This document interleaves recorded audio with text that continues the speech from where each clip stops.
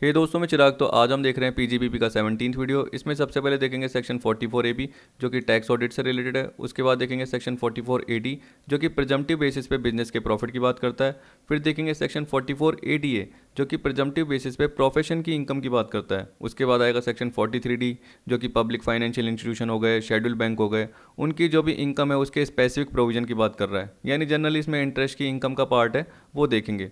उसके बाद और भी सेक्शन है, आज की वीडियो में कवर होते तो ठीक है, नहीं तो अगली वीडियो में कवर कर लेंगे। और अगली वीडियो में आपका जो पार्ट होगा वो लास्ट ही होगा। उसके बाद मैं आपको एमसीक्यूज प्रोवाइड कर दूंगा, ठीक है। अनसॉल्व पीडीएफ दे दूंगा, सॉल्व जरूर करना। उसके बाद आपको बताइए कि आपको एक्सप्लेनेशन मिल जाती है। तो यहाँ पे देखिए क्या बोल रहा है टैक्स ऑडिट में, following assessee are required to get their accounts audited by a chartered accountant and to furnish electronically the audit report in a specified form on or before due date of furnishing return। Income tax की return बनने की जो due date है, तो due date को या उससे पहले आपको अपने अकाउंट्स को सीए से ऑडिट कराना पड़ेगा। और साथ में आपको पता है कि ऑडिट रिपोर्ट में इस पर्टिकुलर जो भी आपने अकाउंट्स को ऑडिट करवाया है, तो वो ऑडिट रिपोर्ट में आपको स्पेसिफाइड फॉर्म में, स्पेसिफाइड फॉर्म कौन सा हो गया, 3CB, ठीक है। उसके साथ 3CD भी आता है। तो ये बोल रहा है फॉर्म 3CB और फॉर्म 3CD वो आपको फर्निश करना पड़ेगा इलेक्ट्रॉनिकली ड्यू डेट से पहले या ड्यू डेट को, तब तक आपको फर्निश करना पड़ेगा।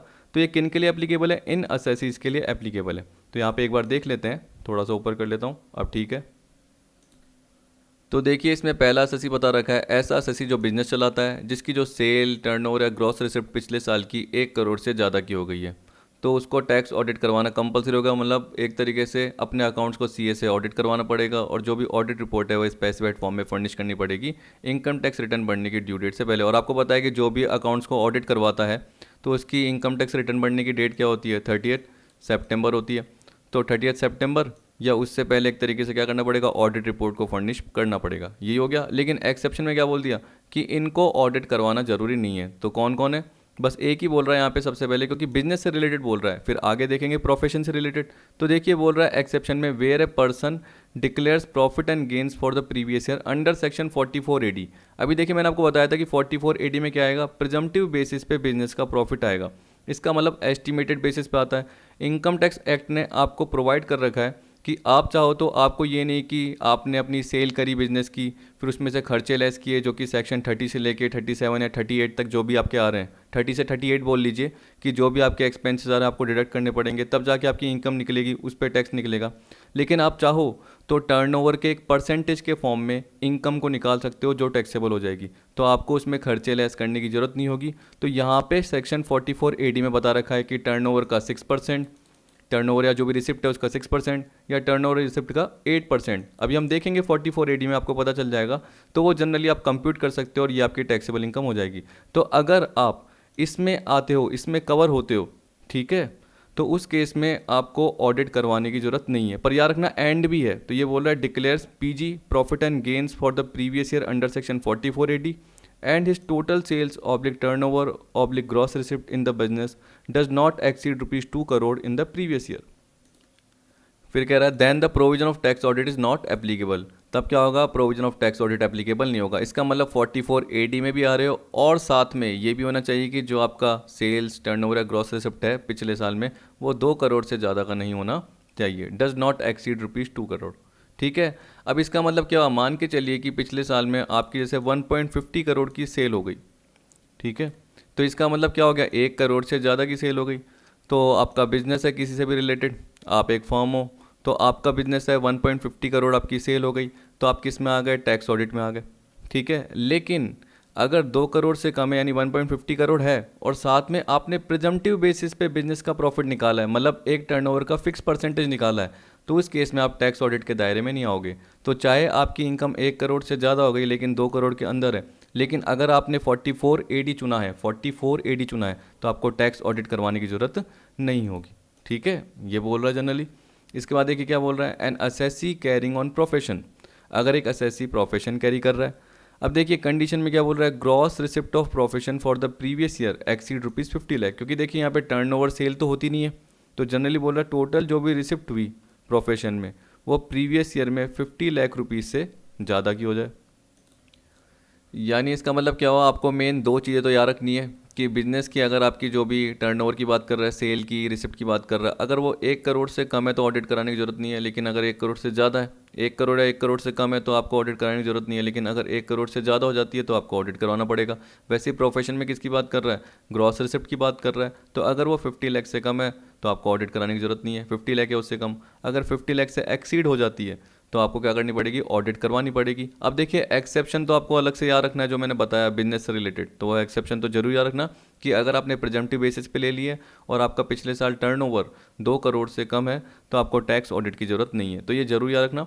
वैसे ही देखिए ये बोल रहा है an assessee covered under section 44AE, 44BB and 44BBB। देखिए इसका मतलब क्या होता है, मैंने आपको पिछली वीडियो में बताया था कि 44AE में क्या आता है, जनरली ट्रांसपोर्टेशन से रिलेटेड फैसिलिटीज़ वाले बिजनेस आते हैं, यानी जो क्या करते हैं, ट्रांसपोर्टेशन फैसिलिटी प्रोवाइड करते हैं। मैंने बताया था hiring, plying and leasing goods carriages, generally यही पार्ट था, यानी रोड ट्रांसपोर्ट की फैसिलिटी प्रोवाइड करते हैं कि आपके गुड्स आ रहे जा रहे हैं तो वो किसके थ्रू आ रहे हैं, ट्रांसपोर्टर के थ्रू आ रहे हैं। 44BB में जहाँ तक मुझे ध्यान आ रहा है, मैंने आपको बताया था मिनरल ऑयल, मेरे हिसाब से मिनरल ऑयल से रिलेटेड था ये जो पार्ट था ना, जहाँ तक मुझे ध्यान आ गया। तो देखिए उसमें मैंने क्या बताया था आपको कि ग्रॉस रिसिप्ट जो भी होगी उसका 10% क्या होगा, प्रिजम्पटिव बेसिस पे आपका इनकम आ जाएगा, क्योंकि ये भी जनरली जो सारे पार्ट है वो प्रिजम्पटिव बेसिस के ही है। ये तो मैंने कवर किया है लेकिन ये मैंने अलग से कवर नहीं किए, तो ये कभी भी आप गूगल करके देख लेना। यहाँ पे जनरली क्या बोलता है कि ग्रॉस रिसिप्ट का 10% क्या होगा, बिजनेस इनकम के फॉर्म में यानी टैक्सेबल इनकम के फॉर्म में मान लिया जाएगा। तो आपको अलग से कोई खर्चे वर्चे लेस करने की जरूरत नहीं है, मतलब नॉर्मल जैसे आपने पहले पढ़े थे कि हमें डिडक्शन 30 से 38 लेनी है, जैसे 30 की डिडक्शन, 32 की डेप्रिसिएशन की, ये सब कुछ लेने की जरूरत ही नहीं है। क्योंकि जब भी आप प्रिजम्पटिव बेसिस पे लेते हो तो मैंने क्या बताया, जो भी आपका टर्नओवर या ग्रॉस रिसिप्ट है उसके एक पर्टिकुलर परसेंटेज के फॉर्म में आप टैक्सेबल इनकम मान लेते हो। तो यहाँ पे जनरली मिनरल ऑयल के एक्सट्रैक्शन से रिलेटेड पार्ट हो गया, उनको ढूंढने से रिलेटेड पार्ट आ गया, उनके प्रोडक्शन का पार्ट आ गया। तो ये बोल रहा है prospecting, extraction, exploration, production of mineral oil, उससे रिलेटेड बिजनेस है तो इसमें आ जाएगा। वैसे 44BB में आपको बताया कि सिविल कंस्ट्रक्शन का पार्ट आ गया, या प्लांट एंड मशीनरी की कमीशनिंग करनी है, टेस्टिंग करनी है, जो कि किससे रिलेटेड है, एक टर्न की प्रोजेक्ट से रिलेटेड है, टर्न की पावर प्रोजेक्ट से रिलेटेड है। तो उसकी प्लांट एंड मशीनरी की आपको क्या करनी है, कमीशनिंग करनी है, टेस्टिंग करनी है, तो उससे रिलेटेड अगर आप बिजनेस कर रहे हो तो 44BB में आ गए। तो इसमें भी क्या है, ग्रॉस रिसिप्ट का 10% क्या होगा आपका, टैक्सेबल इनकम के फॉर्म में आ जाएगा। लेकिन अब देखिए ये कैसे आ गया, आपने बोला कि सर प्रिजम्पटिव बेसिस पे जब भी आता है तो जनरली क्या होता है, वो टैक्स ऑडिट के दायरे में नहीं आता, आपने ये बोला। लेकिन देखिए यहाँ पे क्या बोल रहा है, assessee has claimed that his income from such business is lower than the deemed income। अब देखिए डीम्ड इनकम क्या है, जो मैंने बताया, जैसे देखिए मैंने बताया कि 44BB मिनरल ऑयल में क्या बोला कि टर्नओवर का 10%। तो जैसे मान के चलिए कि जो भी, या ग्रॉस रिसिप्ट का, टर्नओवर मत बोलिए, जैसे मैं बोल सकता हूँ कि ग्रॉस रिसिप्ट, तो मान के चलिए कि ग्रॉस रिसिप्ट जैसे हुई 5 करोड़ तो उसका 10% होता है 50 लाख, तो 50 लाख डीम्ड इनकम। जबकि असेसी ने पिछले साल क्लेम किया कि मैंने अगर नॉर्मली तरीके से अपनी बिजनेस की इनकम निकाली होती, जिसमें मैंने क्या किया होता कि जो भी ग्रॉस रिसिप्ट थी उसमें से जो भी डिडक्शन है खर्चे के 30 से लेके 38 के, जो भी अलाउड एक्सपेंडिचर है वो सारे के सारे लिए, जो डिसअलाउड थे वो नहीं लिए, अगर ले लिए तो उनको वापस से ऐड कर दिया, और नॉर्मल तरीके से मैंने निकाला, तो मेरी जो बिज़नेस की इनकम आ रही है वो कितनी आ रही है, 40 लाख की आ रही है, तो मेरी कम आ रही है। ठीक है, तो तब आप टैक्स ऑडिट के दायरे में आ जाओगे। क्यों? क्योंकि आप बेसिक एग्जम्पशन लिमिट से ज़्यादा हो, बेसिक एग्जम्पशन लिमिट से ज़्यादा कमा रहे हो। जैसे बेसिक एग्जम्पशन लिमिट क्या बोलूँगा, जैसे स्लैब रेट, तो स्लैब रेट जैसे 250 की है तो 250 से ज़्यादा आ रहे हो आप। ठीक है, तो आपका वैसे ही 40 लाख का पार्ट हो रहा है लेकिन वो 50 से कम है। तो आप क्या बताना चाहते हो, एससीसी क्या क्लेम कर रहा है कि मेरी इनकम इस बिज़नेस की जो नॉर्मली मैं कैलकुलेट कर रहा हूँ वो डीम्ड इनकम जो मैंने प्रेजम्पटिव बेसिस ले रखा है उससे कम है, इसलिए मैं इसके हिसाब से इनकम पे टैक्स देना चाहता हूँ। तो जो असेसिंग ऑफिसर है क्या बोलेगा कि आपको क्या करवाना पड़ेगा, ऑडिट करवाना पड़ेगा। आपको क्या करवाना पड़ेगा, ऑडिट करवाना पड़ेगा। और इसके अलावा आपको बुक्स ऑफ अकाउंट को भी 44AA के अकॉर्डिंग, पिछली वीडियो में बताया था, वो भी मेंटेन करना पड़ेगा। तो यहाँ पे क्या बोल रहा है कि एक असेसी कवर्ड है इसमें, लेकिन अगर ये कंडीशन होती है, अब सोचिए कि अगर डीम्ड इनकम कम होती है तो इसका मतलब वो क्या करेगा, उसी इनकम पे टैक्स देगा, तो उसको ऑडिट करवाने की ज़रूरत ही नहीं है। लेकिन अगर डीम्ड इनकम से कम पार्ट है और वो चाहता है कि नॉर्मली इस पे टैक्स दे, तो असेसी के लिए क्या करना पड़ेगा, असेसी को अपने 44AA के अकॉर्डिंग बुक्स ऑफ अकाउंट को भी मेंटेन करना पड़ेगा। और इसके अलावा जो हम देख रहे हैं 44AB क्या देख रहे हैं 44AB, इसके हिसाब से ऑडिट भी करवानी पड़ेगी, ये जरूर याद रख लेना। तो तभी यहाँ पे कंडीशन दे रखी है कि अगर इनकम कम हो जाती है डीम्ड इनकम से तो टैक्स ऑडिट करवानी पड़ेगी इन बिजनेसेस को, वरना नहीं करानी पड़ेगी। वैसे ही देखिए क्या बोल रहा है, an assessee covered under section 44ADA। 44ADA में मैंने आपको क्या बताया था, अभी शुरू में बताया था ना, प्रिजम्पटिव बेसिस पे क्या, प्रोफेशन की इनकम। तो आप किसी स्पेसिफाइड प्रोफेशन में हो, जैसे इंजीनियरिंग प्रोफेशन में हो, ठीक है, कोई टेक्निकल प्रोफेशन में हो, जो कि स्पेसिफाइड प्रोफेशन मैंने आपको पिछली वीडियो में 44AA में या उससे पहले मैंने आपको बता दिया था कि स्पेसिफाइड प्रोफेशन में क्या क्या आता है। तो अगर आप पर्टिकुलर उस प्रोफेशन में हो और मान लो कि आपकी किसी भी पर्टिकुलर प्रोफेशन से रिलेटेड, जैसे इंजीनियरिंग प्रोफेशन बोला, तो उसकी इनकम मान लो पिछले साल की, यानी ग्रॉस रिसिप्ट मान लो, इनकम नहीं, ये आपकी 2 करोड़ है। कितनी? 2 करोड़ है। तो 2 करोड़ का आपका 50% जो भी होगा वो टैक्सेबल इनकम मान लिया जाएगा, जो कि आगे आप 44ADA में कवर कराऊंगा, आज ही की वीडियो में आपको समझ में आ जाएगा। तो 2 करोड़ का 50% यानी कितना हो गया, 1 करोड़ आपकी टैक्सेबल इनकम हो गया, यानी प्रिजम्पटिव इनकम हो गया। समझ गए? तो जैसे देखिए मैं यहाँ पे बोला था कि प्रिजम्पटिव यहाँ पे भी है, लेकिन यहाँ पे कंडीशन कब आ रही है कि अगर प्रिजम्पटिव जो भी यानी डीम्ड इनकम है वो ज़्यादा आ रही है और जो बिजनेस की इनकम है कम है, तो असेसी बिजनेस की कम इनकम को क्लेम कर रहा है, तो उस केस में उसको टैक्स ऑडिट भी करवानी पड़ेगी और उसको बुक्स ऑफ अकाउंट भी मेंटेन करने पड़ेंगे। तो वैसे ही यहाँ पे भी यही बोल रहा है कि assessee has claim that his income is lower than presumptive income, कि जो भी प्रिजम्पटिव इनकम निकली है उससे कम तो उसकी नॉर्मल इनकम है। इसका मतलब अगर नॉर्मली उसको कैलकुलेट करता, जो भी खर्चे लेस करता, तो उसने करके देखा तो उसकी 70 लाख ही आ रही है। तो वो प्रिजम्पटिव इनकम के हिसाब से अगर टैक्स करेगा तो उसकी इनकम 30 लाख ज़्यादा दिखेगी, ठीक है। पर देखिए बाद में नुकसान भी होते हैं, आगे आपको पता चल जाएंगे कि क्या नुकसान होते हैं। कि अगर आपने कभी प्रिजम्पटिव इनकम की जगह लोअर इनकम ले ली तो उसमें आपको पता है कि आपको टैक्स ऑडिट करवानी पड़ेगी, आपको बुक्स ऑफ अकाउंट को मेंटेन करना पड़ेगा, तो वो तो करना ही पड़ेगा। इसके अलावा आगे 5 साल तक आप प्रिजम्पटिव बेसिस पे नहीं ले सकते हो पार्ट को, तो वो भी जनरली नुकसान है। यानी आप प्रिजम्पटिव बेसिस पे बाद में कैलकुलेट आगे 5 साल तक कैलकुलेट नहीं कर पाओगे, जैसे ही आपने लोअर इनकम का पार्ट ले लिया। तो ये बोल रहा है assessee's claim that his income is lower than presumptive income computed under section 44ADA। इसका मतलब अगर उसने लोअर इनकम ले ली तो उसको टैक्स ऑडिट करवाना पड़ेगा। फिर दूसरा क्या बोल रखा है, and his income exceed the maximum amount which is not chargeable to income tax that is basic exemption limit। अब देखिए एंड बोल दिया, तो इसका मतलब क्या हुआ कि अगर उसकी जो लोअर इनकम है वो बेसिक एग्जम्पशन लिमिट से कम है तो उसको टैक्स ऑडिट करवाने की ज़रूरत नहीं है। यानी जैसे मैं बोलता हूँ कि मान के चलिए, देखिए आप सिंपल सा एग्जांपल सोच रहे हैं, तो मान के चलिए कि मैं बोलता हूँ कि प्रिजम्पटिव इनकम 5 लाख निकली, ठीक है, और लोअर इनकम निकली, जो वो निकली कितनी, 2 लाख निकली। तो वो क्या बोलना चाहता है कि मैं तो 2 लाख के हिसाब से टैक्स दूंगा। तो हम क्या बोलेंगे, यानी असेसिंग ऑफिसर या जो भी डिपार्टमेंट है वो बोलेगा ठीक है, प्रोविजन के अकॉर्डिंग आप ले सकते हो। लेकिन देखिए, और वो ये भी बोलेगा कि मुझे अपनी ऑडिट करवाने की ज़रूरत नहीं होगी। क्यों? क्योंकि मेरी जो भी इनकम है वो मैक्सिमम अमाउंट जो कि टैक्स के लिए चार्जेबल, मतलब बेसिक एग्जम्पशन लिमिट से कम ही आ रहा है, उससे ज़्यादा नहीं आ रहा। हिज इनकम एक्सीड, तो मेरी एक्सीड हो ही नहीं रही, मेरी जनरली इनकम 2 लाख हो रही है, जो कि जो बेसिक एग्जम्पशन लिमिट होती है 2,50,000 उससे कम ही है, तो मुझे ऑडिट भी नहीं करवानी पड़ेगी। तो देखिए यहाँ पे क्या बोल रहा है कि his income is lower than presumptive income, lower होनी चाहिए, और साथ में एंड क्या बोल रहा है, his income exceed the maximum amount. तो इसका मतलब अगर उसकी इनकम 2,60,000 होती, 2,70,000 होती, मान के चलिए 3 लाख होती, तो तब हम क्या बोलते हैं कि उसको टैक्स ऑडिट करवानी पड़ेगी, क्योंकि ये कंडीशन पहली तो पूरी हो रही है, पर साथ में जैसे 2 लाख हमने बोला था तो इनकम की कंडीशन पूरी नहीं हो रही थी, लेकिन जैसे हमने 3 लाख बोला तो इसका मतलब क्या हुआ कि जो बेसिक एग्जम्पशन लिमिट है उससे ज़्यादा इनकम हो रही है। तो बोल रहा है his income exceed the maximum amount which is not chargeable to income tax. तो इसका मतलब क्या है, आपको अपना टैक्स देना पड़ेगा, तो आपको ऑडिट भी करवाना पड़ेगा। इसका मतलब यही है बेसिक, ठीक है। अब 5th पॉइंट क्या बोल रहा है, an assessee covered under section 40AD sub section 4, पढ़ेंगे AD के साथ, and his income exceed the maximum amount which is not chargeable to income tax in any previous year. अब देखिए क्या कवर है, आगे आपको पता चल जाएगा, फिर मैं वापस आपको पीछे बताऊंगा कि देखो मैंने ये 5th पॉइंट आपको पढ़ाया था और इसमें क्या बताया था। अब पेनल्टी में क्या बोल रहा है, if any assessee does not furnish such audit report on और before specified date that is 30th September of assessment year. मैंने आपको ये बताया क्योंकि आपको पता है कि जिनको ऑडिट करवानी पड़ती है तो उनके लिए जनरली ड्यू डेट क्या होती है, 30th सितंबर होती है, ठीक। Then he is liable to pay penalty being lower of the following, 0.5% of turnover और ग्रॉस रिसिप्ट और 1,50,000। दोनों में से जो लोअर है वो पेनल्टी के फॉर्म में देना पड़ेगा। ग्रॉस रिसिप्ट या टर्नओवर का 0.5% मतलब 0.5% या 1,50,000, दोनों में से जो कम है। अब देखिए 43D बाद में देखेंगे।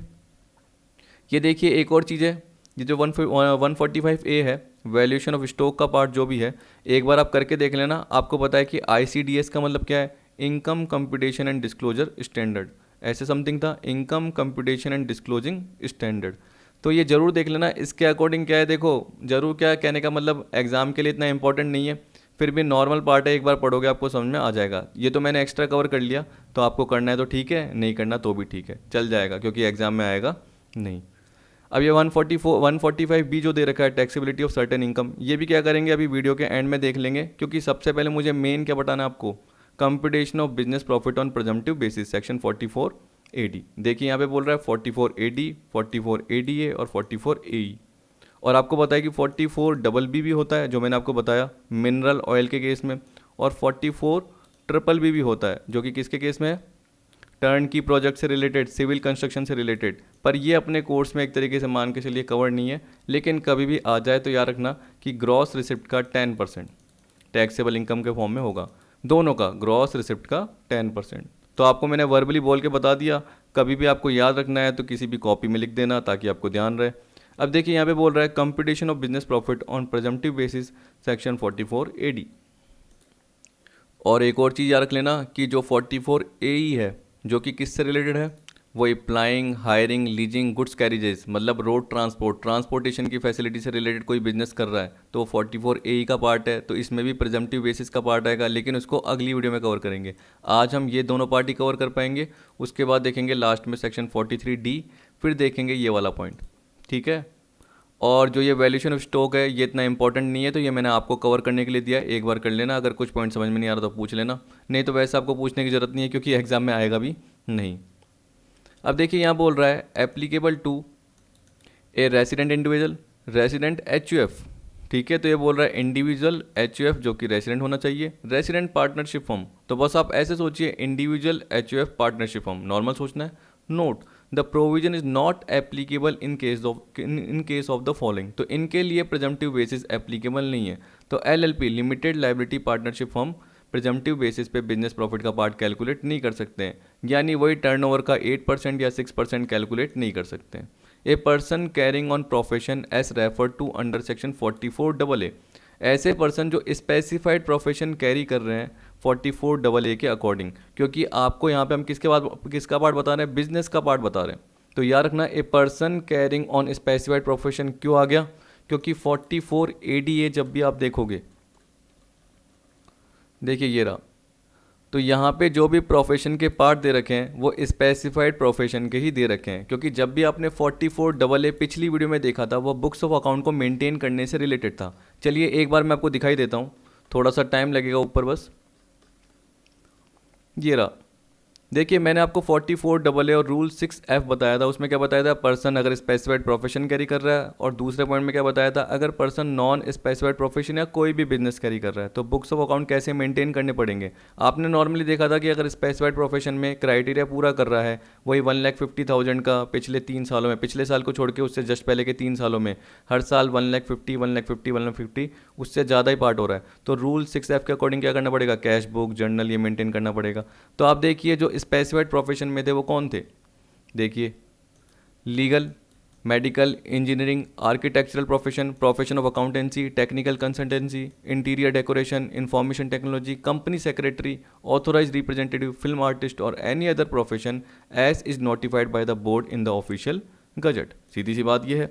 तो इसका मतलब क्या हुआ, जब हम 44AD का पार्ट देख रहे हैं तो 44AD में स्पेसिफाइड प्रोफेशन अलग से है, तो इसलिए 44AD में ये पार्ट आएगा ही नहीं। तभी देखिए यहाँ पे क्या बोल रखा है, a person carrying on profession as refer to under section 44AA, यानी ये स्पेसिफाइड प्रोफेशन की बात कर रहा है, तो उनके लिए ये प्रोविजन एप्लीकेबल नहीं होगा, क्योंकि अलग से ही उनका 44ADA दे रखा है। क्या दे रखा है, 44ADA दे रखा है। अब देखिए मैं धीरे धीरे इसलिए बताता हूँ क्योंकि आपको जनरली इतना पार्ट पता नहीं है और कन्फ्यूजन होता है। अगर आप 2 बार रीड करोगे तो वापस से आपको, मैं तो यही बोल सकता हूँ कि देखो एक बार में ही रीड करोगे तो समझ में आ जाना चाहिए, क्योंकि मैं इस तरीके से आपको पॉइंट बता रहा हूँ।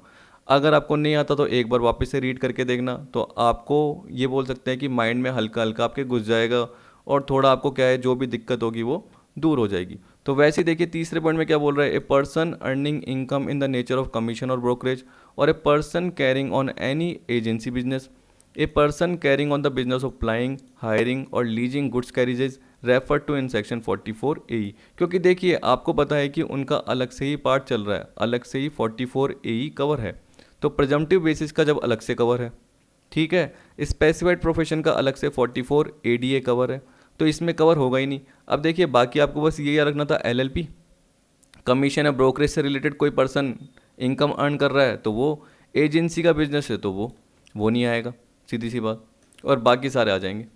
अब देखिए कंडीशन में क्या बोल रहा है, eligible business assessee must be engage in any business other than the business referred above. जो ऊपर हमने देखे कि ये बिजनेस नहीं आने चाहिए, इसके अलावा किसी भी बिजनेस में हो, चाहे वो रेसिडेंट हो, यानी चाहे वो इंडिविजुअल हो, चाहे वो एचएफ हो, और चाहे वो क्या दे रखा था आपका रेसिडेंट पार्टनरशिप फर्म हो, इंडिविजुअल एचयूएफ पार्टनरशिप फर्म। अब देखिए मैक्सिमम टर्नओवर कितना दे रखा है, टोटल टर्नओवर और gross receipt in the previous year of eligible business should not exceed ₹2 crore.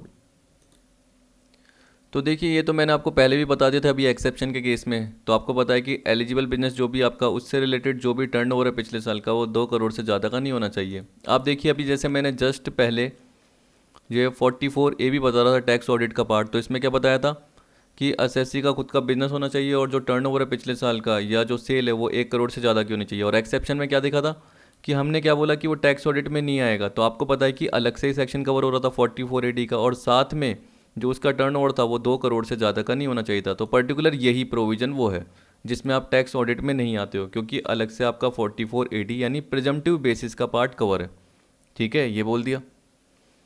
तो इसलिए आप इस तरीके से ध्यान रखिए, ये आपको यही नॉर्मल पार्ट ध्यान रखना है। अब देखिए यहाँ पे यही पार्ट ये बोल रखा था, सी में क्या बोल दिया, रेस्ट्रिक्शन ऑन क्लेमिंग डिडक्शन। देखिए आपको 80C से 80U की डिडक्शन मिल जाती है, डिडक्शन आपको मिल जाएगी चाहे प्रिजम्पटिव बेसिस पे भी हो, लेकिन ये वाली नहीं मिलेगी, ये बोल रहा है, ठीक है। इसके अलावा जो भी है वो बाकी सारी मिल जाएगी, क्योंकि देखिए 80C तो CDEFGHIJK, इसमें भी बहुत सारी क्या होती है 80C 80CC, इस तरीके से आपको पता है कि बीच में आती रहती है।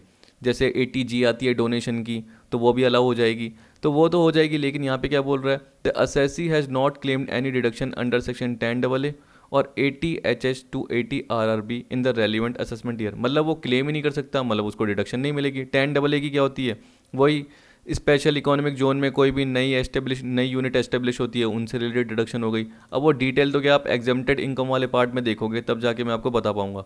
फिर 80HS से 80RRB में बहुत सारी आती है, जैसे बीच में रॉयल्टी की आ जाती है, पेटेंट पे रॉयल्टी का पार्ट आ गया, या किसी हाउसिंग प्रोजेक्ट से रिलेटेड प्रॉफिट का पार्ट आ गया। ऐसे बहुत सारी बीच बीच में डिडक्शन आती रहती है जो 80HS से 80RRB में कवर होती है, ठीक है। तो इसलिए आपको ज़्यादा पार्ट कवर करने की ज़रूरत नहीं है, क्योंकि इतना डिटेल में भी आपके नेट में नहीं पूछेगा, क्योंकि आपका थ्योरेटिकल पार्ट पूछता है। अगर आप बिजनेस एंड प्रोफेशन के पहले के क्वेश्चन देखोगे तो इतने ज़्यादा टिपिकल भी नहीं आए, ठीक है। अब देखिए एस्टिमेटेड इनकम में बोल रहा है वेयर अमाउंट ऑफ टर्नओवर। अब देखिए ये याद रखना, जब मैं एस्टिमेटेड इनकम की बात करता हूँ यानी डीम्ड इनकम बोलता हूँ, या हम क्या बोलते हैं प्रिजम्पटिव बेसिस पे, यानी प्रिज्यूम किया गया है। तो इनकम टैक्स एक्ट ने आपको बोला कि आप चाहे मान सकते हो कि आपका टर्नओवर का 6% ही टैक्सेबल होगा, तो आपको अलग से कोई डिडक्शन विडक्शन करने की जरूरत नहीं है। कहने का मतलब एक्सपेंडिचर लेस करने की ज़रूरत नहीं है। जो 30 से लेके 38 की है, सीधा टर्नओवर का 6% निकालो। लेकिन कब, अगर जो भी आपको अमाउंट मिल रहा है या ग्रॉस रिसिप्ट का पार्ट मिल रहा है वो अकाउंट पे ही चेक से, अकाउंट पे ही बैंक ड्राफ्ट से, इलेक्ट्रॉनिक क्लियरिंग सिस्टम के थ्रू या किसी भी इलेक्ट्रॉनिक मोड के थ्रू मिल रहा है, कब तक, इनकम टैक्स की रिटर्न बनने की ड्यू डेट तक या उससे पहले अगर आपको मिल जाता है तो टर्नओवर का 6% ही आपका टैक्सेबल होगा। और किसी अदर केस में मतलब आपको क्रॉस चेक के थ्रू मिल रहा है, आपको कैश के थ्रू अमाउंट मिल रहा है, तो तब क्या होगा, जो भी टर्नओवर या रिसिप्ट आपको मिला है उसका 8% होगा। तो देखिए एक तरीके से बैंकिंग ट्रांजेक्शन को स्ट्रॉन्ग करने के लिए, लीगलाइज करने के लिए सारे पार्ट को, तो आपका टैक्स भी कम बनाया है। लेकिन अगर सामने वाला आपको क्या कर रहा है, कैश में दे रहा है, क्रॉस चेक के थ्रू दे रहा है, बियरर चेक के थ्रू दे रहा है, सेल्फ चेक के थ्रू दे रहा है, तो उस केस में क्या होगा, 8% ऑफ सच टर्नओवर और रिसिप्ट, तो आपका टैक्स का पार्ट क्या बनेगा, ज़्यादा बनेगा। However a tax payer can voluntarily declare a higher income in his return. लेकिन टैक्स पेयर चाहे तो इससे ज़्यादा भी हायर इनकम को अपनी रिटर्न में डिक्लेयर कर सकता है, ठीक है। लोअर करेगा तो लोअर में तो क्या करेगा, असेसिंग ऑफिसर क्या बोलेगा, मैंने आपको क्या बताया कि आपको टैक्स ऑडिट भी करवानी पड़ेगी, क्योंकि आपने जो भी डीम्ड इनकम बताई है उससे आप कम इनकम बता रहे हो। लेकिन अगर आप चाहो तो ज़्यादा इनकम भी बता सकते हो, इससे ज़्यादा इनकम बताओगे तो अच्छी बात होगी। क्यों, क्योंकि इनकम टैक्स डिपार्टमेंट के बाद टैक्स आएगा, सीधी सी बात है। तो ये बोल रहा है however tax payer can voluntary declare a higher income in his return, तो अपनी रिटर्न में हायर इनकम डिक्लेयर कर पाएगा। ठीक है, नोट्स, क्योंकि उसकी क्या है, बिजनेस की इनकम ज़्यादा आ रही है जब उसने एक्सपेंडिचर इसके फॉर्म में लेस करके देखा। ये भी याद रखना, ऐसे ही नहीं कि अपने मन से कर देगा। जब उसने नॉर्मल बिजनेस की इनकम कैलकुलेट की तो वो ज़्यादा आ रही है, कम नहीं आ रही, वो क्या आ रही है, ज़्यादा आ रही है, तो वो हायर इनकम भी डिक्लेयर कर सकता है। ये नहीं कि अपने मन से कर देगा, कहने का मतलब। Notes, no deduction in respect of expenses, the estimated income is comprehensive and no further deduction relating to expenses shall be allowed. तो 30 से लेकर 38 की जो भी डिडक्शन है एक्सपेंडिचर की, वो अलाउ नहीं होगी, क्योंकि डायरेक्टली आपका 8% या 6% का पार्ट कैलकुलेट होकर आ गया है, जो कि टर्नओवर का या रिसिप्ट का है। डेप्रिसिएशन, आपको पता है कि मैंने बोला कि 30 से लेकर 38 की डिडक्शन नहीं मिलेगी, तो डेप्रिसिएशन 32 में आता है, तो वो भी नहीं मिलेगा। ये मान के चलेंगे कि वो अलाउ हो चुका है। Depreciation is deem to have been already allowed, ऐसा माना जाएगा कि वो अलाउड हो चुका है। Return down value of asset will be calculated as if depreciation has been allowed. अब देखिए रिटर्न डाउन वैल्यू क्यों कैलकुलेट करते हैं, क्योंकि क्या पता कभी आपने प्रिजम्पटिव बेसिस पे नहीं लिया और आपने लोअर इनकम के चलते हुए नॉर्मल इनकम कैलकुलेट करते हुए टैक्स का पार्ट ले लिया, क्योंकि आपकी प्रेजेंटिव में ज़्यादा इनकम निकल रही थी, तो आपने क्या सोचा कि इस बार मैं कम इनकम पर ही टैक्स चुकाऊंगा, तो इसलिए डेप्रिसिएशन हर बार कैलकुलेट किया जाता है। लेकिन जिस वक्त आपने प्रेजेंटिव बेसिस पे लिया तो उस वक्त ऐसा माना जाएगा कि आपको अलाउड कर दिया गया है, जबकि रियल में अलाउड नहीं हुआ, लेकिन ऐसा माना जाएगा कि आपको अलाउड कर दिया गया है। लेकिन रिटर्न डाउन वैल्यू के लिए डेप्रिसिएशन तो लेस किया जाएगा। तो कैलकुलेशन के पार्ट में, कंप्यूटेशन में नहीं, नॉर्मल कैलकुलेशन वर्किंग के पार्ट में एक तरीके से हम दिखा देंगे कि return down value of asset will be calculated as if depreciation has been allowed. कि क्या पता आप बाद में लोअर इनकम का पार्ट ले लो, तो उसमें तो डेप्रिसिएशन लेना ही पड़ेगा और दिखाना ही पड़ेगा। अब देखिए डिडक्शंस में क्या बोल रखा है। देखिए डिडक्शन आपको पता ही है, वो चैप्टर 7A की होती है, 80C से 80U, पर हमने देखा था कि कौन सी डिडक्शन नहीं होगी, 10AA और 80 HS से लेके 80 RRB की डिडक्शन नहीं मिलेगी, बाकी सारी मिल जाएगी। 80C मिल जाएगी, 80CC मिल जाएगी, 80D मिल जाएगी, 80G मिल जाएगी, जो भी अगर किसी पर्टिकुलर बिजनेस से रिलेटेड है। ठीक है, याद रखना, एक इंडिविजुअल का है, एक HUF का है, एक पार्टनरशिप फर्म का है, रेसिडेंट होना चाहिए। The above estimated income is aggregated with other income of SSC, क्योंकि बिजनेस के साथ साथ कैपिटल गेन की भी हो सकती है, इनकम फ्रॉम अदर सोर्स की भी हो सकती है, इस तरीके से हो सकती है। तो बोल रहा है फ्रॉम एनी अदर बिजनेस और under any other heads of income. आपका दूसरा बिजनेस भी हो सकता है, एक प्रेजम्पटिव बेसिस पे है, और एक आपका नॉर्मल बिजनेस की इनकम है, वो भी हो सकती है। इसके अलावा आपकी कैपिटल गेन की भी हो सकती है, अदर सोर्स की भी हो सकती है, तो दूसरे हेड भी हो सकते हैं। फर्दर डिडक्शन अंडर चैप्टर 6 से, ठीक है, मैंने गलती से 7A बोल दिया था ना, तो सॉरी उसके लिए। देखिए क्या बोल रहा है, further deduction under chapter 7A other than those mentioned above shall be available to assessee as usual. तो देखिए other than those mentioned above, इसका मतलब क्या है कि 10AA और इसके अलावा हमने क्या देखा था, 80 HS से लेके 80 RRB, उसकी डिडक्शन नहीं मिलेगी, बाकी डिडक्शन मिल जाएगी। Brought forward loss if any shall be subtracted from such estimated income as per provision of this act. ठीक है, तो इसका मतलब डीम्ड इनकम भी बिजनेस की इनकम ही है, तो ब्रॉड फॉरवर्ड लॉस जो पिछले साल का लॉस इस साल लेके आए हैं, तो उसको भी लेस कर सकते हैं। ऐसा नहीं कि लेस नहीं कर रहे हैं, लेस कर सकते हैं। अब देखिए सेक्शन 44 AD सबसेक्शन 4 जो कि क्या बता रहा है कि जनरली इसके जो प्रोविजन के पार्ट आपने पढ़े वो एप्लीकेबल कब नहीं होंगे। ठीक है, आप एलिजिबल एसएससी हो, आप पे सेक्शन 44 AD लग रहा है, लेकिन 44 AD सबसेक्शन 4 क्या बता रहा है कि जनरली आपके पास प्रोविज़न कब एप्लीकेबल नहीं होगा, और एक तरीके से आपको बुक्स ऑफ अकाउंट को मेंटेन करना पड़ेगा, और क्या पता आपको ऑडिट भी करवानी पड़ सकती है। देखिए अब इसमें क्या बोल रहा है, where an eligible assessee declares profit for any previous year in accordance with the provisions of this section. इसका मतलब 44 AD के आपने देखे और उसके अकॉर्डिंग जो भी स्पेसिफाइड परसेंटेज है इस टर्नओवर का, जो भी 6% है, अगर सामने वाला आपको चेक के थ्रू करता है, अकाउंट पे चेक के थ्रू, बैंक ड्राफ्ट के through, ECS electronic clearing system यानी नेफ्ट, RTGS, या कोई भी ऑनलाइन मोड हो गया, आजकल देखते हो आप बहुत सारे इलेक्ट्रॉनिक मोड होते हैं, उसके थ्रू कर रहा है, तो मतलब उसमें बैंकिंग का पार्ट आ रहा है। ठीक है, और इन एनी अदर केस में क्या होगा, आपकी ज़्यादा इनकम टैक्सेबल हो जाएगी, तो 8% हो जाएगी, टर्नओवर का 8% इनकम निकलेगी, और यहाँ पे टर्नओवर का 6% ही निकलेगी। तो यहाँ पे ये बोल रहा है कि सबसे पहले चीज़ तो एलिजिबल एसएससी क्या कर रहा है, जो भी प्रॉफिट डिक्लेयर कर रहा है पिछले साल का, आपकी डीम्ड इनकम या एस्टिमेटेड इनकम के बेसिस पे कर रहा है, that is specified percentage of the turnover. अब देखिए एंड आ गया मेन, डिक्लेयर्स लोअर प्रॉफिट, इसका मतलब जो भी निकला उससे कम प्रॉफिट डिक्लेयर कर रहा है। ठीक, तो देखिए क्या हो गया कि मान के चलिए मैं बोलता हूँ कि आपने 2019-20 की बात कर रहा हूँ, तो उसके बेसिस पे प्रेजेंटिव बेसिस के बेसिस पे इनकम निकाली, और वो आपने अपनी टैक्सेबल इनकम मान के उस पर जनरली टैक्स निकाल लिया। फिर 2020-21 आया। 2020-21 में आपने क्या बोला कि मेरा जो भी प्रेजम्पटिव बेसिस पे इनकम निकल रही है वो ज़्यादा निकल रही है, जबकि मेरा जो नॉर्मल बिजनेस की इनकम मैं सोचता हूँ, यानी अगर मैं नॉर्मल कैलकुलेट करता जैसे बाकी सारे एसएससी कैलकुलेट करते हैं, क्योंकि उन्होंने प्रेजम्पटिव नहीं ले रखा। सपोज करो मैं भी प्रेजम्पटिव नहीं लेता तो नॉर्मल मेरी बिजनेस की इनकम कम आती, यानी मेरा प्रॉफिट क्या आता, कम आता। तो उस बेसिस पे क्या होगा, आपको आगे आने वाले 5 साल के लिए प्रेजम्पटिव बेसिस पे अलाउ नहीं होगा। इसका मतलब प्रेजम्पटिव बेसिस पे आप इनकम नहीं ले सकते हो, यानी आप डीम्ड इनकम नहीं ले सकते हो। तो जब भी मैं डीम्ड इनकम बोलूँ वो प्रेजम्पटिव बेसिस पे, जब भी मैं एस्टिमेटेड इनकम बोलूँ वो प्रेजम्पटिव बेसिस पे होती है। ठीक है, जबकि एक्चुअल प्रॉफिट जो भी होता है क्या होता है कि एक्चुअली आपने बिजनेस में सेल की होगी, खर्चे लेस किए होंगे, उसके बाद जो निकल के आया होगा वो क्या निकल के आया होगा, प्रॉफिट निकल के आया होगा। तो ये बोल रहा है and declares lower profit that is less then specified percentage of the turnover, जो कि डीम्ड इनकम से कम है। जो भी आपकी इनकम है वो लोअर हुई है। For any of the 5 assessment year relevant to the previous year succeeding aforesaid previous, then he shall not be eligible to claim the benefit of the provision of the section for 5 assessment years subsequent to the assessment year relevant to the previous year in which he has declared lower profit। अब देखिए ये कैसे समझेंगे आप, example के through. फिर एक बार पढ़ के देखना, आपको समझ में आ जाएगा। तो पहले मैं एक बार एग्जाम्पल बता देता हूँ, नहीं तो आपको कभी भी ये समझ में नहीं आएगा। ठीक है, तो ये बोल रहा है एग्जाम्पल में, N assessee claims to be taxed on presumptive basis under section 4480 for assessment year 1920, for assessment year 2021 and 21-22 he offers income on the basis of presumptive taxation scheme। ठीक, देखिए तो आपने पहली लाइन पढ़ी तो उसमें जनरली क्या बोल रहा है कि जो भी टैक्स का क्लेम किया वो प्रिजम्पटिव बेसिस पे कब करा, 2019-20 में। उसके बाद देखिए एक तरीके से 2021, 21-22 में प्रिजम्पटिव टैक्सेशन के बेसिस पे उसने टैक्स पे कर दिया, मतलब प्रिजम्पटिव इनकम निकली उसके बेसिस पे उसने टैक्स पे कर दिया। ठीक है, हाउएवर फॉर असेसमेंट ईयर 22-23 यानी वो 5 साल तक उसको कंटिन्यू नहीं कर पाया।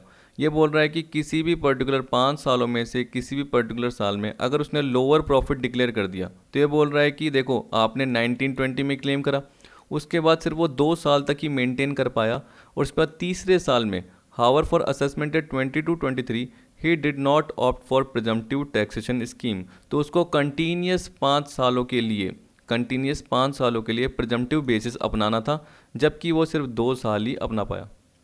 For any of 5 assessment year relevant to previous year succeeding aforesaid previous, इसका मतलब क्या हो गया, जैसे ही ये सक्सीड हो गया आपने जो क्लेम किया था उसके बाद आने वाले 5 साल तक आपको प्रिजम्पटिव बेसिस पे ही टैक्स देना था, लेकिन आपने 2 साल तक ही प्रिजम्पटिव बेसिस पे दिया और तीसरे साल में आप फेल हो गए। फेल का मतलब एक तरीके से आपने लोअर इनकम ले ली, क्या ले ली, लोअर, क्योंकि आप क्या सोच रहे हो कि प्रिजम्पटिव ज़्यादा है। तो ये बोल रहा है he did not opt for presumptive taxation scheme, in this case he will not be eligible to claim benefit of presumptive taxation scheme for next 5 assessment year. अब देखिए इससे क्या लॉस हुआ कि आने वाले 5 में से आपने 2 साल ही लिया और तीसरे साल में नहीं ले पाए, तो इसका मतलब उसके आने वाले 5 साल यानी 22-23 के बाद के जो 5 साल है उसमें आप प्रिजम्पटिव स्कीम नहीं चुन सकते हो। तो यहाँ पे यही बोल रहा है he shall not be eligible to claim the benefit the provision of this section for 5 assessment year, मतलब वो प्रिजम्पटिव का बेनिफिट नहीं ले सकता 5 असेसमेंट ईयर के लिए subsequent to assessment year relevant to the previous year in which he has declared lower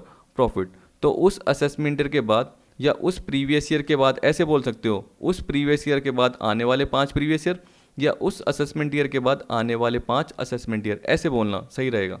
ठीक है, तो आप बेनिफिट नहीं ले पाओगे। तो आप देख सकते हो असेसमेंट ईयर 22-23 में नहीं ले पाया, तो इसका मतलब आने वाले असेसमेंट ईयर 23-24, 24-25, 25-26, 26-27 और 27-28 के लिए वो बेनिफिट 27-28 के लिए वो बेनिफिट नहीं ले सकता।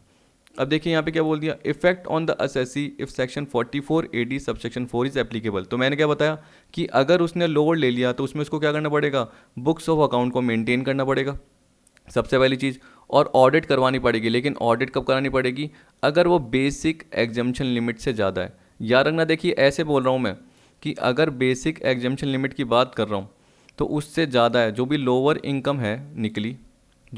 इनकम निकली वो greater than basic exemption limit है। पर याद रखना आपने लोअर इनकम क्यों लिए, क्योंकि लोअर इनकम जो है वो आपकी लेस देन डीम्ड इनकम है। जो प्रिजम्पटिव बेसिस पे इनकम निकलती है उससे आपकी लोअर इनकम है। तो जैसे मैंने एग्जांपल के फॉर्म में आपको बताया था कि जैसे आपकी डीम्ड इनकम 5 लाख निकली मान के चलिए, और लोअर इनकम आपकी कितनी है, 3 लाख है। ठीक है, तो लोअर इनकम आपने ले लिया और उसके बेसिस पे टैक्स ले लिया, तो इसका मतलब आगे आने वाले 5 साल तक आप प्रिजम्पटिव बेसिस पे नहीं ले सकते हो। अब देखिए इससे क्या होगा कि आपको अपने बुक्स ऑफ अकाउंट को 44AA के अकॉर्डिंग मेंटेन करना पड़ेगा, और बेसिक एग्जम्पशन लिमिट से अगर आपकी लोअर इनकम ज़्यादा है जो कि 3 लाख है, और आपको पता है कि बेसिक एग्जम्पशन लिमिट एक तरीके से मान के चलिए कि 2,50,000 है, तो 3 लाख उससे ज़्यादा है, तो उस बेसिस पे आपको अपने अकाउंट्स को भी ऑडिट करवाना पड़ेगा 44AB के अकॉर्डिंग। तो अगर बेसिक एग्जम्पशन लिमिट से इनकम ज़्यादा है तो आपको अकाउंट्स को भी ऑडिट करवाना पड़ेगा। तो बोल रहा है an assessee to whom provision of section 44AD subsection 4 is applicable and whose total income exceed the maximum amount which is not chargeable to tax that is basic exemption limit.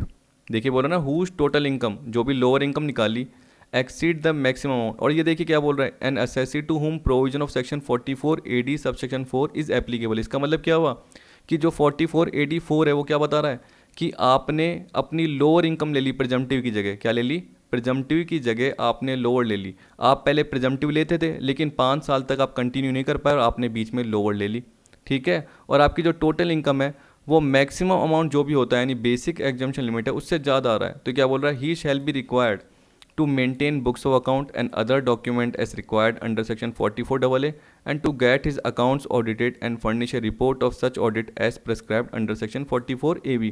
तो देखिए यानी इसका मतलब क्या हो गया कि अगर आपका स्लैब रेट से कम है, मैंने थोड़ा गलत बता दिया बस हल्का सा पॉइंट, कि आप अपनी बुक्स ऑफ अकाउंट को क्या कर रहे हो, ऑडिट करवा, sorry books of account maintain कर रहे हो 44A के अकॉर्डिंग, और आप ऑडिट भी करवा रहे हो, ये दोनों पार्ट कर रहे हो। कब, जब आपकी इनकम बेसिक एग्जम्पशन लिमिट से ज़्यादा है, यानी अगर इससे कम है तो आप बुक्स ऑफ अकाउंट भी आपको मेंटेन करने की ज़रूरत नहीं है और आपको ऑडिट कराने की भी ज़रूरत नहीं है। तो ये बुक्स ऑफ अकाउंट का है और ये ऑडिट का है। 44AA बुक्स ऑफ अकाउंट याद रखना, 44AB ऑडिट से रिलेटेड है, ठीक है। तो बेसिक एग्जम्पशन लिमिट से ज़्यादा इनकम है लेकिन डीम्ड इनकम से कम है, ऐसे बोलते हैं, डीम्ड इनकम से कम लेकिन बेसिक एग्जम्पशन लिमिट से ज़्यादा, तो उस केस में हमें क्या करना पड़ेगा, ऑडिट करवाना पड़ेगा और बुक्स ऑफ अकाउंट को भी मेंटेन करना पड़ेगा। Illustration, X company a firm is engage in the business of trading of cloth, turnover कितना है 1920 का आप देख सकते हो, being ₹57,80,000 out of which ₹25 lakh has been received in account payee cheque. तो आपको पता है कि 25 लाख पे जो टैक्स बनेगा वो 6% ही बनेगा अगर हम प्रिजम्पटिव बेसिस लेते हैं, और 57,80,000 का जो बनेगा वो कितना बनेगा, नहीं उसमें से आउट ऑफ विच बोल रहा है ना, तो 57,80,000 में से 25 लाख लेस करना और बाकी जो भी आपका अमाउंट आएगा उसका 8% निकलेगा, ठीक है, क्योंकि अकाउंट पे चेक के थ्रू कितना पार्ट है 25 लाख है, 57,80,000 में से 25 लेस होंगे, बाकी का आपका 8% निकलेगा और 25 लाख का आपका 6% निकलेगा, ठीक है। अगर प्रिजम्पटिव बेसिस पे है, ये बोल रहा है it wants to claim the following deduction. देखिए नीचे क्या बोल रहा है, पर्टिकुलर्स में क्या क्या क्लेम कर रहा है डिडक्शन के।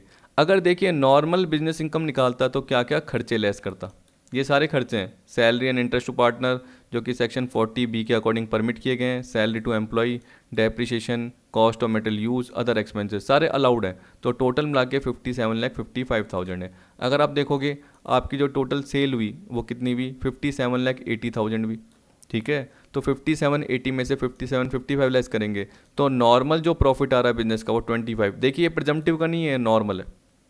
अब आप सोचिए कि एक बार प्रिजम्पटिव के बेसिस पे निकालिए, आपके पास कैलकुलेटर होगा, तो 25 लाख का 6% निकालिए और 57,80 में से 25 लेस कीजिए और बाकी का 8% निकाल के देख लीजिए, टोटल कीजिए, तो आपको पता है कि आपकी ड्रीम्ड इनकम ज़्यादा बन रही होगी। देखिए एक बार दिखा देता हूँ, ये रहा 25 लाख का 6% 1,50,000 और 32,80,000, आप समझ गए 32,80 कितना है, 57,80 में से 25 गए तो बाकी बचा 32,80, उसका 8% कितना निकला 262,400, दोनों का टोटल करोगे यह है 4,12,400। तो इसका मतलब क्या है, 4,12,400 आपका ज़्यादा है किससे, नॉर्मल इनकम से। तो ये नॉर्मल इनकम आपकी कम है जो कि ओनली कितनी बनी 25,000 ही बनी, कितनी बनी 25,000 ही बनी, ठीक। पर देखिए आगे भी क्या दे रखा है, determine the net income of X and company for assessment at 2021 assuming the taxable interest income is ₹90,000।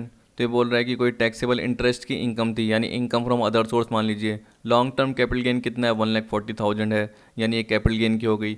The firm is eligible for deduction for ₹15,000, 80G आ गया, अच्छी बात है, तो वो 80HS से लेके 80RRB के बीच में नहीं आ रहा या 10AA नहीं आ रहा, तो ये अलाउड हो जाएगा डिडक्शन।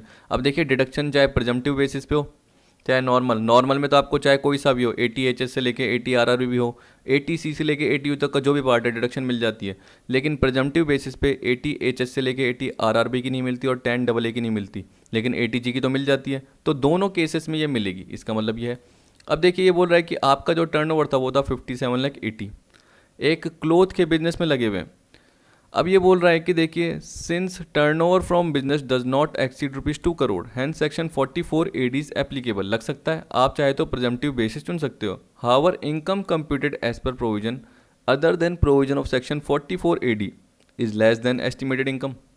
आपको पता है कि अभी मैंने 44AD की आपको इनकम बताई, तो वो क्या बताई, नॉर्मल देख लेना, 4,12,400, जो कि आपकी बिजनेस की इनकम 25,000 की, अगर आपकी नॉर्मल बिजनेस की इनकम निकलती तो वो कितनी निकलती, 25,000 प्रॉफिट निकलता, उससे ज़्यादा ही है।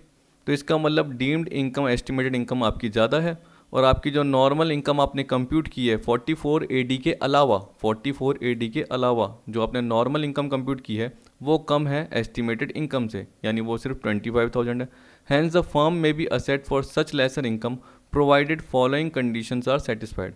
तो बुक्स ऑफ अकाउंट मेंटेन करने पड़ेंगे और अकाउंट को ऑडिट करवाना पड़ेगा। आप बोलेंगे क्यों, तो देखिए, आप ये सोचना कि आपकी जो लॉन्ग टर्म कैपिटल गेन है वो 140 है, और टैक्सेबल इंटरेस्ट इनकम कितनी है, 90, 140, 90, और अगर आप 44AD नहीं चुनते तो आपका जो बिजनेस का प्रॉफिट है वो ये आता, आप लोअर इनकम चुनते, तो टोटल मिला के देख लीजिए कितना आएगा,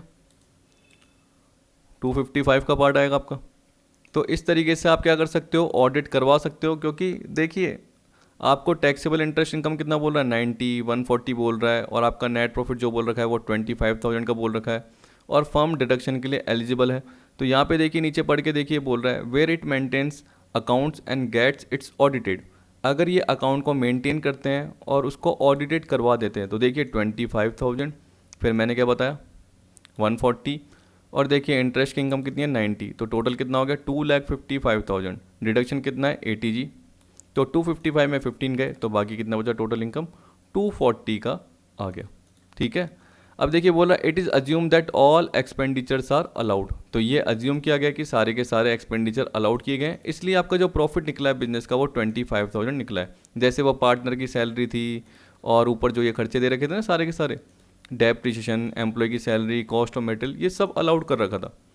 अब देखिए, यहाँ पे बोल रहा है where it does not maintain accounts और fail to get account audited. इसका मतलब अगर सेक्शन 44AD होता, अगर सेक्शन 44AD होता जिसके बेसिस पे प्रेजम्पटिव पार्ट निकलता, तो देखिए 25 लाख का 6%, इनकम फ्रॉम क्लोथ बिजनेस 32,80,000 का 8%, जो मैंने अभी आपको बताया ये जनरली है, तो 25,000 की जगह ये कवर होगी। कैपिटल गेन में देखिए कितने 140, और अदर सोर्स की इनकम में कितनी है 90, टोटल मिला के 642,400, और डिडक्शन लेस हो जाएगी तो बाकी 627,400 आ जाएगा। कितना सिंपल बात था। तो इस तरीके से आप सोच के चलिए, आराम से आएगा।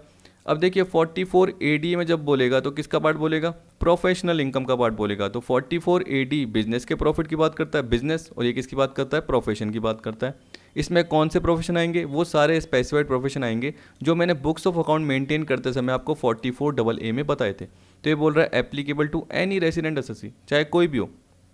ठीक है।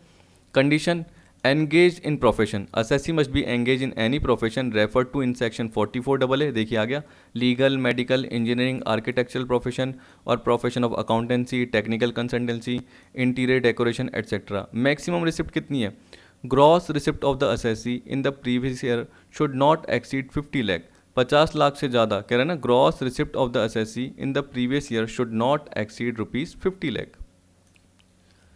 क्योंकि वैसे ही सोचिए कि अगर ग्रॉस रिसिप्ट 50 लाख से ज़्यादा है तो फिर तो आपको क्या करवानी पड़ेगी, टैक्स ऑडिट करवानी पड़ेगी, प्रेजम्पटिव बेसिस ले ही नहीं सकते। तो प्रेजम्पटिव बेसिस के लिए क्या बोल दिया कि आपकी जो ग्रॉस रिसिप्ट है वो 50 लाख से कम होनी चाहिए। जबकि आपने बिजनेस में क्या देखा था, 2 करोड़ से कम।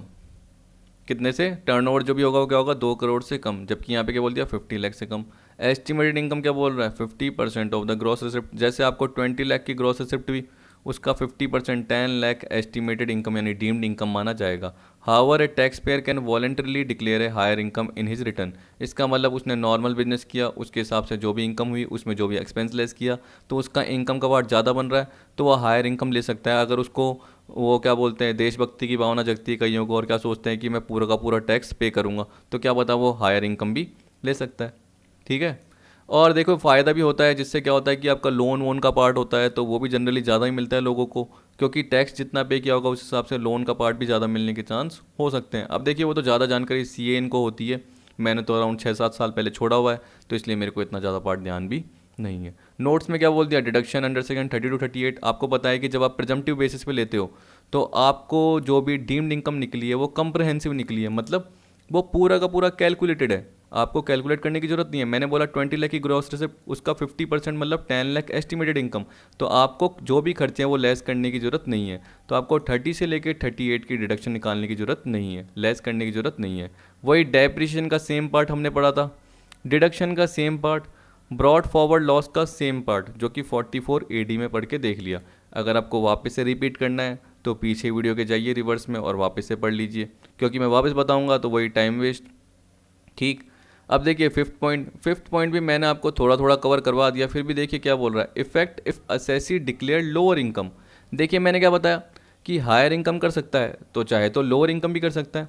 जैसे ही लोअर इनकम करेगा तो वो डीम्ड इनकम से कम हो जाएगी, मतलब एस्टिमेटेड इनकम से कम हो जाएगी। तो उस केसेस में क्या होगा, तो उसको क्या करना पड़ेगा, क्योंकि लोअर हो गई इनकम तो बुक्स ऑफ अकाउंट को मेंटेन करना पड़ेगा, किसके अकॉर्डिंग, 44AA के अकॉर्डिंग।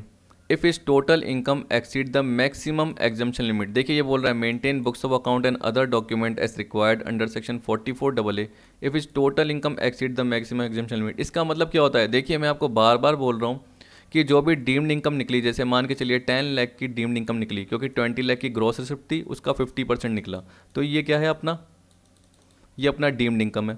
लेकिन आपकी जो इनकम थी वो इस साल निकली मान के चलिए, क्योंकि 10 लाख आपकी डीम्ड इनकम है और आपकी जो रियल में इनकम आई 7 लाख, तो आप क्या बोलोगे मैं तो 7 लाख के अकॉर्डिंग टैक्स दूंगा। लेकिन देखिए वो मैक्सिमम एग्जम्पशन लिमिट, जैसे मैक्सिमम एग्जम्पशन लिमिट मान के चलिए 250 है तो वो 250 से ज़्यादा है। Maintain books of account and other document as required under section 44AA if his total income exceed the maximum exemption limit. तो मैक्सिमम एग्जम्पशन लिमिट जो 250 है उससे ज़्यादा है लेकिन डीम्ड इनकम से कम है, तब जाके जो ये सेक्शन के प्रोविजन है, कहने का मतलब 44AD है वो नहीं लगेंगे, उसको बुक्स ऑफ अकाउंट मेंटेन करनी पड़ेगी और उसको ऑडिट भी करवानी पड़ेगी। तो यहाँ पे देखिए क्या बोल रहा है, गेट इज अकाउंट ऑडिटेड, जो कि 44AB में होता है, तो get his account audited CA से ऑडिट करवाना पड़ेगा और रिपोर्ट को भी फर्निश करना पड़ेगा 44AB के अकॉर्डिंग। कह रहा है irrespective of amount of turnover और ग्रॉस रिसिप्ट, तो तब प्रिजम्पटिव बेसिस नहीं देखेंगे क्योंकि उसकी total income basic exemption limit से ज़्यादा हो गई है लेकिन डीम्ड इनकम से कम है। Note assessee can change in option from year two year, यानी कभी वो प्रिजम्पटिव चुन सकता है, कभी वो नॉर्मल इनकम का पार्ट मतलब लोअर इनकम का पार्ट चुन सकता है। अब देखिए इसमें क्या फ़ायदा हो गया कि वो कुछ भी चुन सकता है, लेकिन जब आपने बिजनेस वाले पार्ट में देखा था तो उसमें क्या था कि उसको जो प्रिजम्पटिव बेसिस पे था वो 5 साल तक नहीं मिलेगी। जैसे मैंने इस एग्जाम्पल में बताया था कि आगे 5 साल तक उसको प्रिजम्पटिव बेसिस पर टैक्सेशन का पार्ट अवेलेबल नहीं होगा, तो इसका मतलब अगर उसका प्रिजम्पटिव पे टैक्स कम बन रहा है तो तब भी उसको फ़ायदा नहीं होगा क्योंकि उसको अपनी नॉर्मल इनकम पे ही टैक्स देना पड़ेगा, क्योंकि उसने क्या कर दिया बीच में ही ऑप्शन को रोक लिया और लोअर इनकम का ऑप्शन चुन लिया था। जबकि ऐसा इस केस में नहीं है प्रोफेशन में चाहे तो वो ईयर टू ईयर चेंज कर सकता है, कभी नॉर्मल इनकम कभी प्रिजम्पटिव बेसिस पे। ठीक, तो आपका ये पार्ट हो गया। अब देखिए अगली वीडियो में आपका 44AE वाला पार्ट आएगा, पर अभी मेरा एक और सेक्शन का पार्ट बचा हुआ है, तो 2 पॉइंट बचे हुए हैं वो कवर कर लेते हैं और आपका पार्ट पूरा खत्म।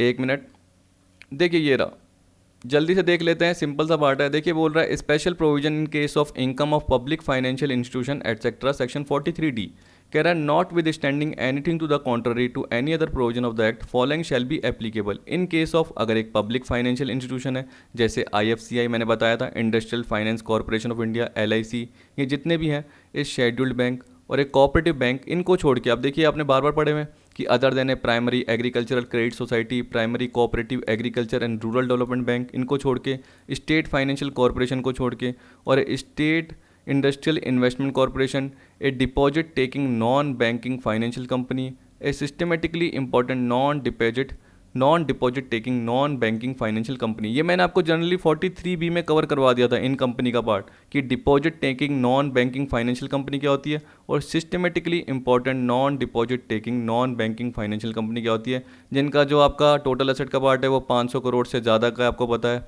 और RBI से रजिस्टर्ड है ये था।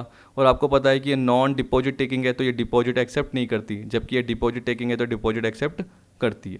ठीक है, और याद रखना, देखिए यहाँ पे क्या है कि एक कोऑपरेटिव बैंक अदर देन, तो यहाँ से लेके यहाँ तक का पार्ट देख लेना, ये एप्लीकेबल नहीं है। बाकी सारे हैं, यानी पब्लिक फाइनेंशियल इंस्टीट्यूशन है, शेड्यूल बैंक है, कोऑपरेटिव बैंक है, स्टेट फाइनेंशियल कॉरपोरेशन है, स्टेट इंडस्ट्रियल इन्वेस्टमेंट कॉरपोरेशन है और deposit taking non banking financial company NBFC है, systematically important non deposit taking NBFC है। ठीक है, ये है, लेकिन जो ये मैंने ब्रैकेट में दे रखा है ये वाला पर्टिकुलर पार्ट आपका नहीं है, इनके लिए अवेलेबल नहीं है। अब देखिए यहाँ पे क्या बोल दिया, nature of income by way of interest in relation to such categories of prescribed categories of bad और डाउटफुल डेट्स। तो बोल रहा है कि जो भी कैटेगरी प्रिस्क्राइब की गई है उससे रिलेटेड इंटरेस्ट की जो भी इनकम हुई है वो नेचर ऑफ इनकम होनी चाहिए। Public company being registered with national Housing bank, public company जो कि नेशनल हाउसिंग बैंक से रजिस्टर्ड है उसमें भी जनरली यही पार्ट दे रखा है। यहाँ पे बोल रहा है कि as per guidelines issue by Reserve Bank of India, और यहाँ पे बोल रखा है as per guidelines issued by National Housing Bank. उसके हिसाब से जो भी कैटेगरी प्रिस्क्राइब की गई है उसके हिसाब से जो भी इंटरेस्ट की इनकम हुई है तो उस पर टैक्स ट्रीटमेंट क्या बोल रखा है, देखिए, chargeable to tax in the previous year in which it is credited to the PNL account और it is actually received which is earlier. तो ये बोल रहा है कि कब टैक्सेबल होगा प्रीवियस ईयर में, जब इसको आपने PNL में बाय साइड में क्रिएट किया है या जब एक्चुअली रिसीव्ड हुआ है, दोनों में से जो पहले हो विच इज अर्लियर, तो ये टैक्सेबल हो जाएगा। सिंपल सा पॉइंट। अब देखिए मेथड ऑफ अकाउंटिंग जो सर्टेन केसेस में, ये तो आपको ही देखना है। और लास्ट में ये बोल रहा है taxability of certain income, simple से पार्ट है। इसमें क्या बोल रहा है 145B में कि interest received on compulsory acquisition. देखिए इसमें बोल रहा था interest received by an assessee on any compensation और an enhanced compensation as the case may be shall be deemed to be the income of the previous year in which it is received. तो ये बोल रहा है कि अगर interest मिलता है एसएससी को किसी कंपनसेशन पे या एनहांस कंपनसेशन पे तो वो डीम्ड इनकम माना जाएगा प्रीवियस ईयर की, जिस साल वो रिसीव हुआ है। Export incentive, any claim for escalation of prices बढ़ रही है इन ए कॉन्ट्रैक्ट और export incentive shall be deemed to be the income of the previous year in which reasonable certainty of its realization is achieved। तो देखिए export incentive की बात कर रहा है और बोल रहा है कि जो फॉरेन एक्सचेंज की प्राइस में फ्लक्चुएशन हो गया उससे आपको रीजनेबल सर्टेनिटी बन गई कि आपको जो प्राइसेस फ्लक्चुएट हुए उसके थ्रू फायदा होगा, उसके थ्रू प्रॉफिट होगा, तो जो भी आपको रिलाइजेशन होगा आपको लग रहा है कि अचीव होगा तो वो आपकी प्रीवियस ईयर की डीम्ड इनकम मान लिया जाएगा। ठीक है, कोई भी क्लेम इससे रिलेटेड हुआ। सब्सिडी में assistance in the form of subsidy और ग्रांट और कैश इंसेंटिव और ड्यूटी ड्रॉबैक और वेवर और कंसेशन और reimbursement shall be deemed to be the income of the previous year in which it is received if not charge to income tax in any earlier previous year. तो ये बोल रहा है subsidy के form में, grant के form में, cash incentive के फॉर्म में, ड्यूटी ड्रॉबैक के फॉर्म में, कोई वेवर हो गया, कोई कंसेशन आपको मिल गया, कोई रिम्बर्समेंट हो गया, तो वो आपकी डीम्ड इनकम मान ली जाएगी प्रीवियस ईयर की जिस साल आपको वो रिसीव हुई है। ठीक है, बस याद रखना कि पहले के किसी भी सालों में उसमें इनकम टैक्स चार्ज नहीं हुआ। अब देखिए जो ये computation of income on the basis of estimation था ये मैंने आपको बता दिया 44AD और 44AD है, ये प्रेजम्पटिव का था। 44AE जो कि अपना ट्रांसपोर्टेशन फैसिलिटी से रिलेटेड वाला पार्ट है तो वो देखेंगे अगली वीडियो में। और ये मैंने आपको बोल दिया कि आपको खुद को देखना है। जैसे देखिए ये आपको पता ही है, valuation of inventory shall be made at lower of actual cost और net realisable value computed in accordance with the ICDS income computation and disclosure standard. उसके अकॉर्डिंग क्या बोल रहा है कि इन्वेंट्री का वैल्यूएशन क्या होगा कि एक्चुअल कॉस्ट या नेट रियलाइजेबल वैल्यू दोनों में से जो लोअर हो। अब ये तो आपको वैसे भी पता है अकाउंटिंग में, तो जनरली जो भी आप स्टैंडर्ड देखोगे वो आपको अकाउंटिंग स्टैंडर्ड के थ्रू ही दिखेंगे, ज़्यादा टिपिकल नहीं दिखेंगे। तो एक बार पढ़ के देख लेना, बेसिक है, एग्जाम में नहीं आएंगे, फिर भी मैंने कवर कर लिए हैं ताकि मैं कोई भी पार्ट छोड़ना नहीं चाहता था। ठीक, तो बाकी जो पार्ट है वो अगली वीडियो में कवर हो जाएगा। आई होप आपको आज की वीडियो पसंद आई होगी। वीडियो देखने के लिए थैंक यू।